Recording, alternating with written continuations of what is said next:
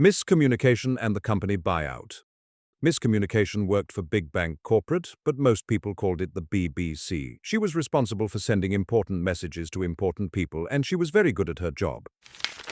One morning, the chief executive gave her a very important task. The company was planning a secret buyout of Mr. Big Deal's oil company. This deal was worth billions. Only a handful of people knew about it. The meeting agenda was marked, "Confidential, strictly private, do not distribute."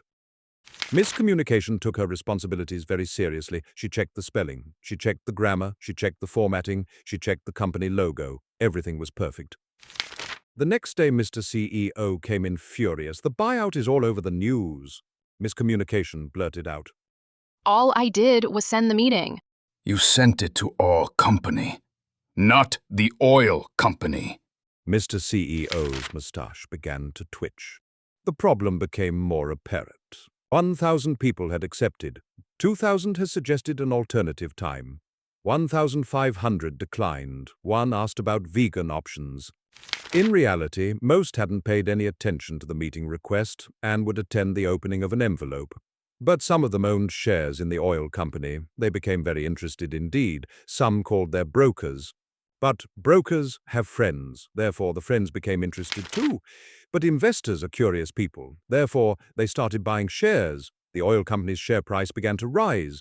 But the rising share prices attracted attention. Even more people started buying. By lunchtime, the share price had increased by 33%. The secret buyout suddenly cost hundreds of millions more. The chief financial officer nearly fainted. MissCommunication sent an email asking people to ignore her message. But instead, even more people replied. One replied all, "Please stop replying all." Another replied LOL. One person asked about hummus. By Wednesday, another 4,000 people had accepted, so MissCommunication booked a bigger room and organized catering for vegans. By Thursday, 6,000 were attending, so MissCommunication booked a large venue. She ordered name badges. By Friday, big oil company's stock price had trebled. 8,000 people had accepted the invite. There was still one vegan. MissCommunication booked a stadium, a rock band, and a shuttle service. Big Oil turned up to the stadium. Because our share price has trebled, we're leveraging to buy you out instead. MissCommunication was put in charge of the rebrand.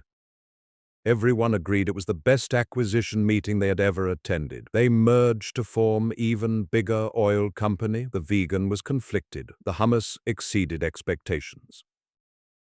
MissCommunication started her own media and marketing company called PBS. Nobody knew what it stood for.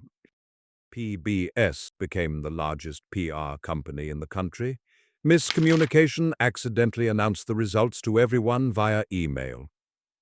The business doubled overnight.